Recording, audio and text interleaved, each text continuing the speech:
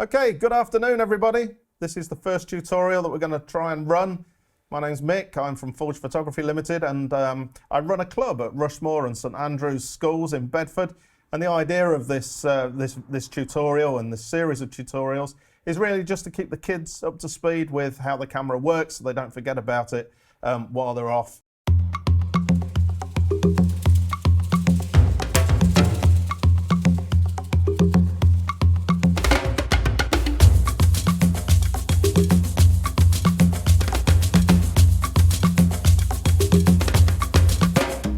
Good to see you all. Good to see the people that have joined us as well from outside that don't come to the club.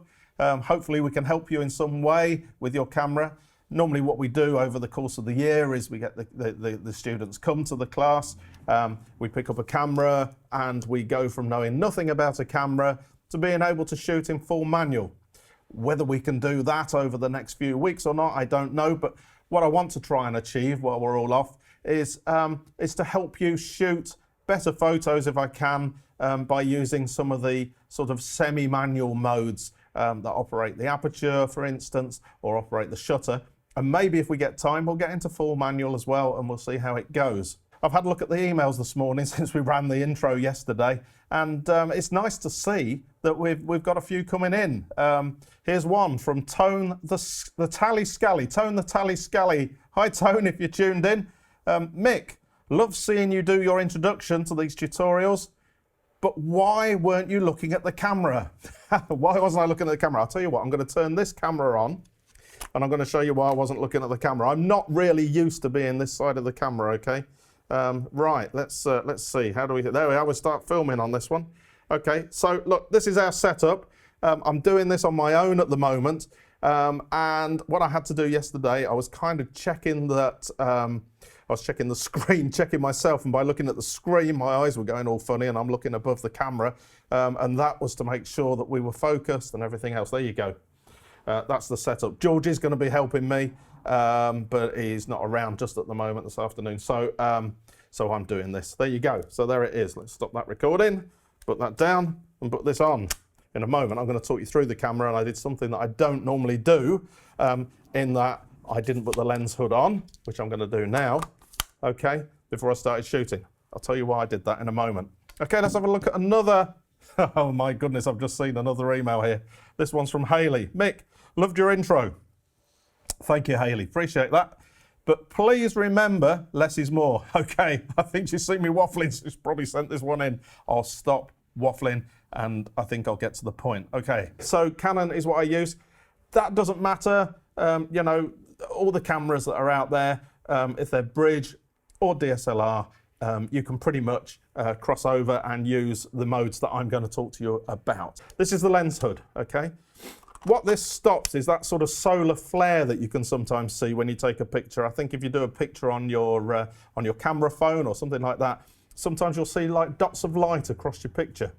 Can be quite annoying. And what this hood does, it stops that, it tries to stop that flare. Sometimes we want that flare and we can actually work it so that we can get the flare across the picture. That's quite nice and can give you some good effects, but generally we don't want flare, so we use that to stop it. The other reason that we use it is that lenses for these types of cameras can be quite expensive, okay? You can be talking more than £1,000 for a lens, okay? So the glass, you only get one chance with that glass there. If you go and scratch it or crack it, that's your lot, okay? So when we're out and we're doing photography in a studio, even in a room like this, you know, it'd be quite easy for me to sort of almost catch it on the table or anything like that. What this does, you can see it just stops me being able to damage the glass, and that's really, really important because we'll go out of business pretty quickly, or if it's a hobby, you know, you're just not going to be able to replace it. So I say, don't worry about whether it's sunny or not sunny. That's only part of the journey with this lens hood, okay? Okay, so let's move to the lens then. What we'll try and do, we'll probably have a day where we kind of look at all the lenses that I've got, and I can talk through why I have those lenses. Lenses are particular to people. When you make your first purchase of a lens, it's really important to understand what sort of photography you're going to do, because then you can choose the right lens, okay? So what I'll do later on, maybe in a few weeks' time, is I'll show you the lenses that I've got, and I can talk about what I use those lenses for and what I get most out of with these lenses. This happens to be a 35mm lens. This is something that's great for street photography for me. It's great for landscapes because you get nice wide shot with this, lots and lots in. On the lens, there's a couple of things that we can do because it's a fixed lens. We've got a focus ring here that we can use to focus the shot if we're in manual focus. So we can switch to manual focus on the lens. Pretty much whatever make you've got, you'll be able to switch between autofocus and manual focus. Some lenses that you'll see that I've got later on in other episodes of this, you'll see that actually they're only manual focus. They don't have an autofocus at all. We're not going to get into big detail about all the technical stuff with these things. I want to get you out there. I want to get you shooting. And you know what? If the weather's good over the next few weeks, you know, while we're in lockdown, I'm going to get out in the garden. I'm going to show you you know, how to compose photos, how to use these sort of semi-manual modes, if you like, to get the most out of your camera, okay? So let's have a look at the camera itself then. Okay, so what have we got on here? Well, we've got a shutter button here, okay? This is what we take the shot with. Most of you have got this button here. We have a number of controls on a Canon across the top here that allow me to set different things that we'll talk about over the weeks to come. We did talk about this shutter being a focus as well. If you half depress that, you'll find that most of the time, most cameras' default is that is your focus. What else have we got? Well, on this one, we have like a screen. Most of them have screens for live view. We have a viewfinder, which is great. Canons have a quick function button. A lot of them have menu buttons. You know, a lot of these cameras where you can go in and you can change the functions by looking at what's on the screen. It's really great. So if I want to go, for instance, from single shot to being able to hold the button down and continuously take shots, I can push the Q button and I can quickly move to that part of the camera's memory and I can set that up very fast. It gives me all the main functions on the screen here. And we can look at that at a later date. On the back here, we also were able to review our photos. We can blow them up and reduce them in size so we can actually see the detail. That's really useful if you're, particularly when you're shooting handheld, if you want to be able to make sure you've got the focus right on something. You can see whether you've got a hit or a miss. It's a terrible, terrible thing to take a photo, think you've got it because you've looked at it at the right size and then get away and find that you haven't actually got the image that you want to get. So that's quite important. Okay, this one has an on-off switch there. Hopefully you'll know where your on-off switch is. And then we have some dials. Okay, now these dials are quite important, okay, because these are the dials, really, that you're going to need to get the most out of your camera. So the first one on here is TV. Canon use the term TV for what is a shutter priority, okay? So shutter priority allows me to set the shutter speed. Just hold that in your mind for now, okay, and we'll look at that on another day. Okay, on other cameras, they don't use TV. Some of them use the letter S, which makes quite a lot of sense, doesn't it? S for shutter. Okay, the next one's AV, okay?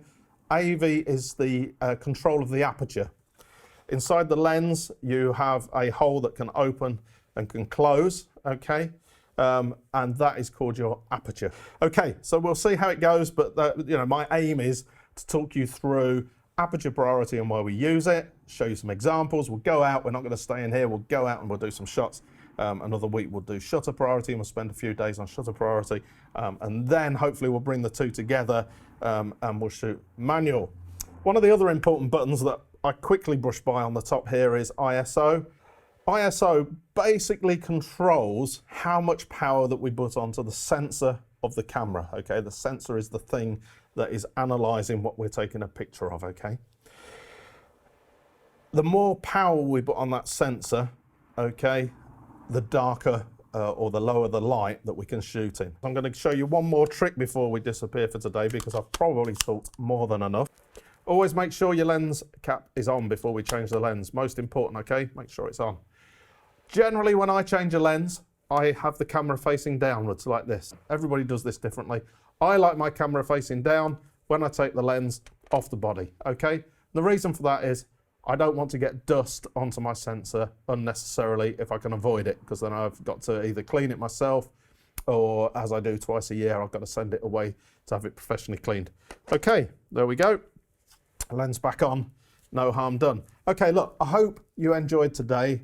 I know it's a bit of an introduction, it's a bit of waffle, it's about kind of what we're looking at with the camera. On Friday, 3 p.m, we're going to actually look at aperture priority, why we use aperture priority, okay? So again, hopefully it won't be too boring, but I'll talk to you about AV or A on your camera.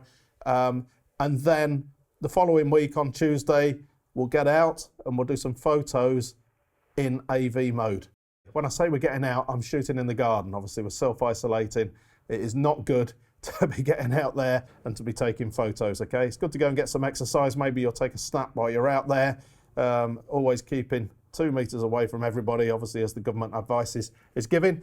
But, you know, take photos in the garden or whatever. It's a great opportunity. Kids at school, great to see you. We'll see you on Friday afternoon, I hope, or sometime over the weekend when you get a chance to switch on and see this. For everybody else that came, great to see you. Brilliant. Thank you for coming. Hopefully, Tone, the tally scally, I looked at you a little bit more this time rather than up there or down there. And don't forget our email address. If there's anything you want to know or you don't understand about what I spoke about today and you want a bit more clarification on Friday, email us, forgephotography.lessons@gmail.com. Oh, there it is, forgephotography.lessons@gmail.com. If you can, please subscribe, set the little bell, everything that you need to do so that you know when we put our next video up, and then you won't forget, hopefully. How could you forget me? Okay, see you later. Bye.